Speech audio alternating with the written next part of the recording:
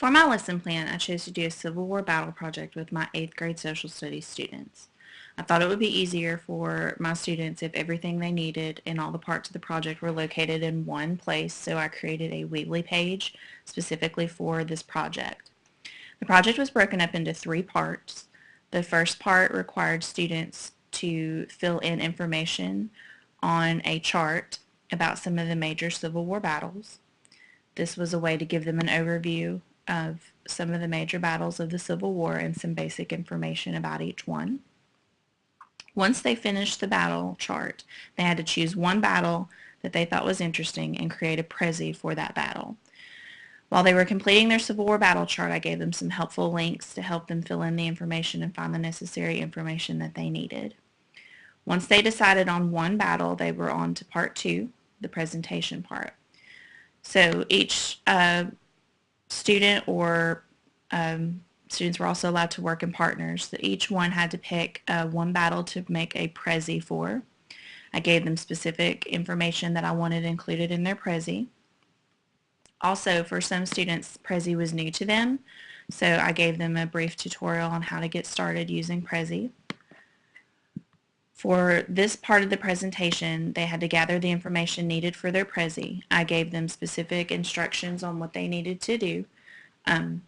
They were assessed based on this rubric, so they knew exactly what needed to be included in order to receive the full 50 points for the assignment.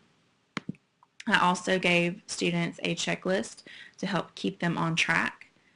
So they knew that once they had everything completed on the checklist, then they were able to bring their Prezi to me to make sure that it met everything that I asked for before they submitted it to part 3.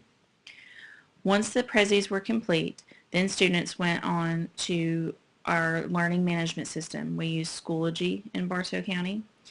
And once they made it to Schoology, they had to choose our class. So we'll just pick 3rd period. And find a discussion board for Civil War Prezi. Here students posted the link to their Prezi, and they were also required to review other students' Prezis and make comments. My students did a really good job with this. They provided some helpful feedback and for the most part were very engaged in this part of the process. So here's an example of one of the Prezis that my students created. This one is on the Battle of Chancellorsville, and it included all the necessary information that I asked for. They chose to focus on Stonewall Jackson within the Battle of Chancellorsville. Each presentation had to include certain relevant information, a map of the battlefield. I also required them to include a video clip about their specific battle or something that occurred within their battle.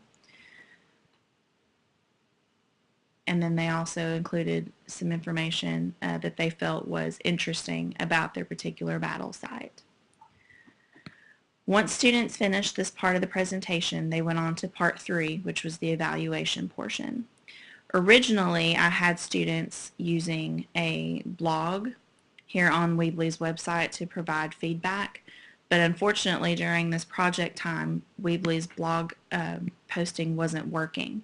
And I contacted Weebly, but they never resolved the issue in time, so we resorted to going to Schoology to post our feedback. And so that was one of the troubleshooting issues that I ran into, was having to have a plan B for that. When students did the evaluation portion, they were asked specific questions about the project, and my students did a really good job giving me feedback on this, about enjoying the project, if their partner did their share of the work, what could have made it better, what they learned from the project. So I thought they did a really good job providing the feedback that I asked for. Overall, I think this project went really well. I'm excited to do it again next year, and I'll probably let my students have more freedom in choosing how they want to present the information and not just use Prezi.